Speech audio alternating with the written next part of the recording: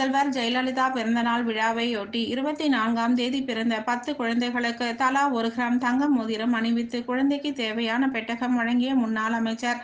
தமிழகம் எங்கும் மறைந்த தமிழக முன்னாள் முதல்வர் செல்வி ஜெயலலிதா அவர்களின் 76வது பிறந்த நாளை முன்னிட்டு அதிமுகவினர் பல்வேறு நலத்திட்டங்கள், அன்னதானம் உள்ளிட்ட பல்வேறு நலத்திட்டங்கள் செய்து வருகின்றனர். அந்த வகையில் முன்னாள் முதல்வர் ஜெயலலிதா பிறந்த நாள் அன்று காஞ்சிபுரம் அரசு தலைமை மருத்துவமனையில் பிறந்த 10 குழந்தைகளுக்கு காஞ்சிபுரம் மாவட்ட அதிமுக மாவட்ட பொருளாளர் வள்ளிநாயகம் ஏற்பாட்டில் முன்னாள் அமைச்சரும் காஞ்சிபுரம் மாவட்ட செயலாளருமான வி. சோமசுந்தரம் தலைமையில் அரசு மருத்துவமனையில் பிறந்த 10 பச்சிளம் குழந்தைகளுக்கு தலா 1 கிராம் எடையுள்ள 10 தங்க மோதிரங்களை பச்சிளம் குழந்தைகளின் பிஞ்சு விரலில் அணிவித்து மகிழ்ந்தனர். மேலும் பச்சிளம் குழந்தைகள் பயன்படுத்தக்கூடிய பொருட்கள் அடங்கிய பரிசு பெட்டகத்தையும் பரிசாக வழங்கப்பட்டது.